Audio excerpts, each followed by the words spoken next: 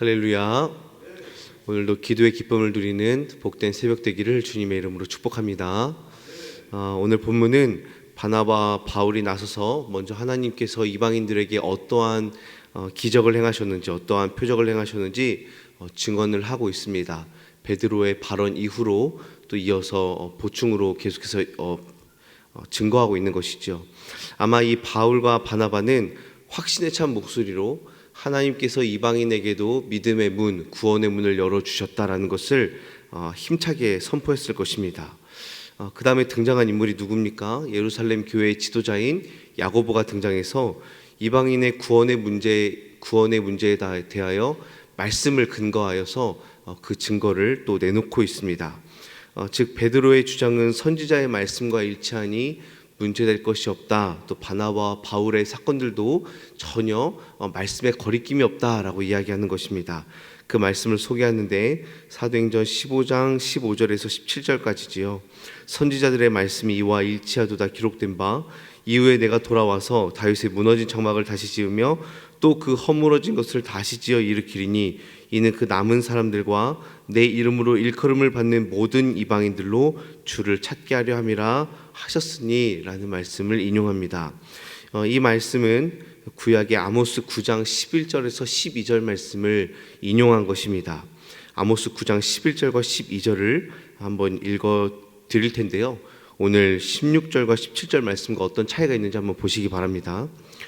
그날에 내가 다윗의 무너진 장막을 일으키고 그것들의 틈을 막으며 그 허물어진 것을 일으켜서 옛적과 같이 세우고 그들이 에돔의 남은 자와 내 이름으로 일컫는 만국을 기업으로 얻게 하리라. 이 일을 행하시는 여호와의 말씀이니라. 아멘. 말씀이 좀 다르지요. 아모스의 말씀은 어떤 의미입니까? 정리하자면 이런 겁니다. 에돔의 남은 자, 원래는 에돔에서도 또 하나님의 심판이 이루어지는 그런 일이 있는데 에돔에서 남은 자와 또 여호와께 속한 모든 족속, 즉 하나님의 이름으로 일컫는 이방의 모든 족속을 이스라엘 백성들이 기업으로 얻게 될 것이다. 즉 이스라엘 백성들이 차지하게 될 것이다. 그들이 이스라엘의 소유가 될 것이다 라는 그런 의미가 있습니다. 그런데 오늘 본문을 보니까 야고보는 남은 사람들과 또 하나님께 속한 모든 이방인들이 하나님을 찾게 될 것이다 라고 인용을 하고 있죠. 그래서 읽다 보면은 왜 말씀이 좀 다를까라고 볼 수 있지만 그 당시 쓰고 있었던 헬라어 번역 70인역 이 구약 성경에서 아모스가 이렇게 쓰였기 때문입니다. 즉 저희가 보고 있는 이 구약의 성경은 마소라 본문, 즉 히브리어를 그대로 직역한 본문이고 또 이 당시에 쓰고 있었던 구약 성경은 이 히브리어를 헬라어로 번역한 70인역 성경이었기 때문에 조금 해석이 다른 것입니다. 그래서 야고보는 남은 자들과 내 이름을 부르는 모든 이방인들이 간절히 나를 찾을 것이다 라는 이런 말씀을 인용한 것이죠.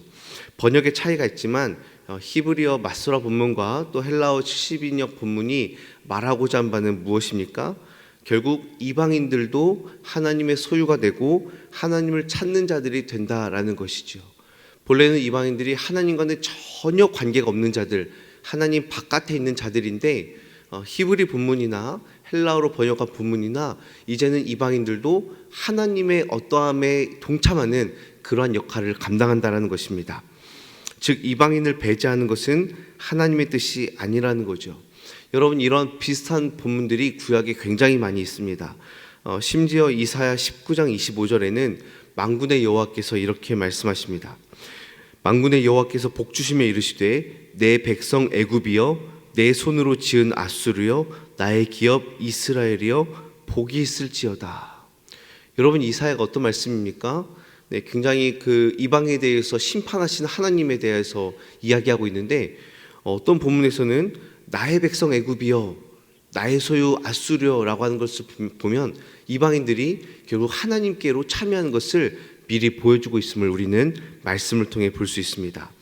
그러므로 하나님께서 이방인들에게 구원과 믿음의 문을 활짝 열어놓았음이 이미 말씀의 증거로도 명백하고 또 베드로와 바나바와 바울의 이 실제 복음의 현장에서도 밝히 드러났기 때문에 의심할 여지가 없이 이방인들에게도 하나님의 그 구원의 은혜를 적용시키는 것이 옳다라고 야고보가 말하고 있습니다. 그래서 이방인들에게 율법의 굴레를 씌우지 말고 오직 예수 그리스도를 믿음으로 구원을 얻는 데 동의를 합니다. 참된 자유가 선포된 것이지요. 그러나 그럼에도 불구하고 이방인들이 지켜야 할 것이 있습니다. 20절 말씀을 보시면 다만 우상의 더러운 것과 음행과 목매어 죽인 것과 피를 멀리하라고 편지하는 것이 옳으니 라고 말합니다. 여러분, 분명히 야고보가 주장하는 것은 율법에 매이게 하지 말자, 왜 이방인들을 율법에 매어서 괴롭게 하느냐라고 말하는데 이렇게 또 여러 사항들을 또 추가로 이야기하고 있습니다. 왜 이러한 사항들을 제지하는 것입니까? 바로 이 순수한 복음이라는 이 복음과 또 자유라는 명목 아래에서 방종에 의해 이 복음이 더럽히지 않도록 거룩과 정결을 요구하고 있는 것입니다. 그러니까 오직 예수 그리스도를 믿음으로 마음껏 너희가 하나님을 믿고 구원을 받고 은혜를 누리되 너희에게도 지켜야 될 거룩과 정결의 의무가 있다는 것이죠. 또한 이 당시에 이방 종교의 축제가 이러한 모습들과 많이 비슷한 모습들이 있었기 때문에 이런 부정한 관습을 금지시키면서 유대인 그리스도인들과 원활한 교제를 할 수 있도록 야고보가 제안하고 있는 것입니다. 이렇게 만장일치로 의견을 결정한 예루살렘 공회는 바울과 바나바 그리고 유다와 실라를 안디옥에 보내기로 결정을 합니다.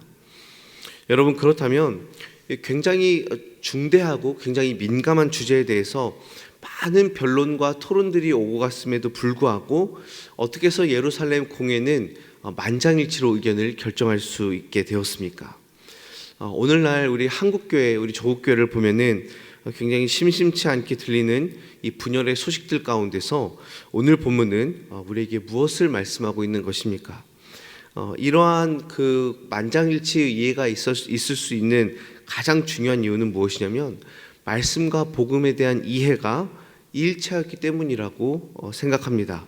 그러니까 어떠한 의사를 결정할 때에 분위기를 보고 상황을 보고 혹은 언권을 가진 높은 사람들의 눈치를 보면서 무엇을 정하는 것이 아니라 말씀에 근거하고 또 말씀 때문에 우리가 납득되어지는, 그러니까 모두가 납득하고 이해할 수 있는 것은 모두가 말씀에 깨어있고 또 복음에 대한 이해가 어느 정도 비슷했기 때문입니다. 여러분, 이것은 교회가 성장하는 데에 아주 중요한 역할을 감당하고 있습니다. 복음에 대한 이해가 서로 불일치한다면 아무리 말씀대로 하자고 해도 하나가 되지 못할 것입니다. 분열이 일어날 것입니다. 교회가 하나 되기 위해서 어떤 권위에 순종하는 것이 매우 중요하지만 그 권위가 말씀으로부터 나오는 권위, 또 말씀에 의해서 순복되어지고 설득되어지는 권위라면 그 권위를 따르는 것이 교회의 덕을 세우는데 매우 유익하고 중요하게 되는 것입니다. 여러분, 그렇게 되기 위해서 무엇이 필요합니까? 오직 말씀만을 최상의 권위에 두고 말씀에 순종하고자 애쓰는 지도자들이 되기를 위해서 온 성도가 함께 기도해야 될 줄로 믿습니다. 그러니까 우리가 함께 기도하고 있는 담임목사님을 위한 기도, 또 당회와 장로님을 위한 기도, 또 리더의 자리에 있는 자들이 말씀 안에서 깨어있고 올바르게 서 있기를 기도하는 것은 교회가 세워지는데 아주 중요한 역할을 감당하는 것이지요. 말씀에 깨어있고 복음에 대한 일치가 어느 정도 합당할 때에 그때에 지도자들은 올바른 결정을 하게 될 것입니다. 더불어서 지도자들이 아무리 말씀으로 깨어있다 하더라도 따르는 자들이 세속의 질서와 기준을 가지고 있다면 교회는 하나가 되지 못할 것입니다. 여러분, 출애굽한 백성들이, 이스라엘 백성들이 그렇게 하지 않았습니까? 모세가 아무리 하나님의 말씀을 가지고 앞장서도 하나님이 이렇게 말씀하신다라고 이야기해도 백성들이 자꾸만 세속의 가치와 세속의 기준과 세속의 질서를 가지고 모세의 말씀을 계속 판단하고 잣대를 대고 그리고 그것들을 잘라내니 공동체가 하나 되지 못하는 것이죠. 나아가지 못하는 것입니다. 그러므로 무엇이 중요합니까? 리더된 자와 또 지도자와 또 이어서 온 성도들이 함께 복음에 대한 이해, 진리의 말씀 가운데에 온전히 서는 것이 곧 교회가 서는 중요한 키인 줄로 믿습니다. 결국 예루살렘 공회는 정말로 누가 봐도 아름답게 하나님의 뜻에 전적으로 부합하는 가장 좋은 결론을 내렸고 이방인들에게도 구원을 주시는 하나님의 뜻을 기쁨으로 받아들이면서 동시에 율법으로 그들을 얽매지 말라, 자유케 하라 라고 선포하고 또한 거룩을 지키도록 권면하는 그러한 모습을 보였습니다. 이러한 예루살렘 공회의 역할로 말미암아 어떤 일이 벌어집니까? 온 이방에 복음이 더욱 확장되는 놀라운 일이 벌어지게 되었습니다. 간절히 바라기는 우리 광연교회도 하나님의 뜻에 전적으로 부합하는 가장 좋은 사역들, 그리고 가장 좋은 결론들을 내리기를 주님의 이름으로 축복합니다. 여러 사람들이 들을 때에 이렇게 결정할 수 있습니다. 듣기에 좋으니까 하면 좋지, 이런 식으로 해서 결정한 경우가 많이 있습니다.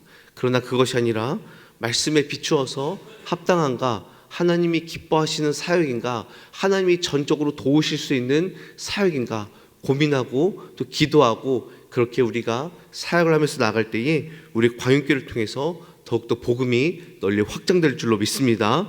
그렇게 해서 쓰임받는 우리 모두가 되길 주님의 이름으로 축복합니다. 함께 기도하겠습니다.